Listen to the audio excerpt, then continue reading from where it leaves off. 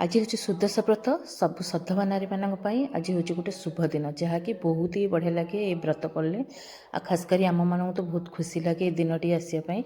तो आज भिडियोटी आपण केमती लगुच निश्चिंत कमेंट जनइबे आ लाइकटे निश्चिंत करदे जेहेतु गोटे भाई मते कमेंट करते कि दीदी आज जेहेतु सुदशा व्रत आम 10 मुंडा बनाओ मंडा पिठा तो मुझे आज से मंडा पिठाटी बनाऊँगी आम पूजा कर सारापर खाई बहुत ही टेस्ट थिला।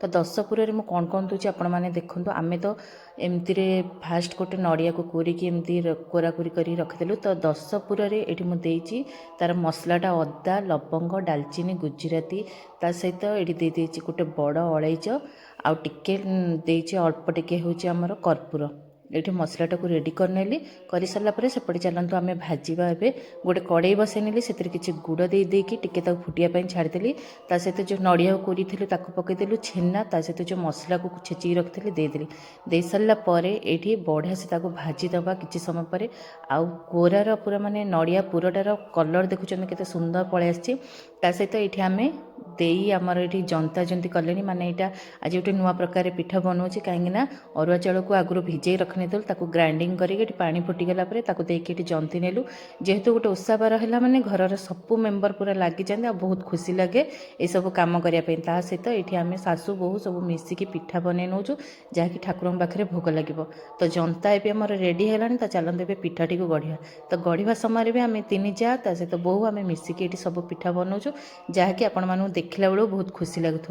यहाँ प्रत्येक जॉइंट फैमिली माने जॉइंट फैमिली थिले बहुत ही बढ़िया लगे जहाँकि बहुत सारा लोक थे एमती मिलमिशी करदे कमटी शीघ्र सरी जाए।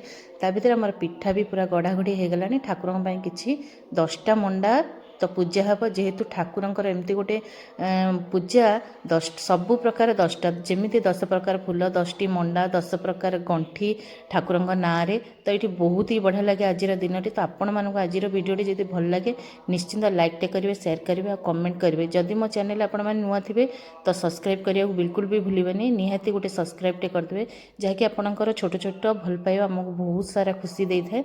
तो ता भितर कथबार्ता भितर आमर पिठा सिजा भी रेडी है। तो चलते ए ठाकुर पाखे भोग लगे। तो ये आम ठाकुर को तो आगु सकाल टे भोग करदे पूजा पूजी करदेलु एवं बही पढ़ापढ़ी आरंभ हम। तो आज भिडियोटी ये रखिलु पुणी देखा नेक्स्ट भिडियो।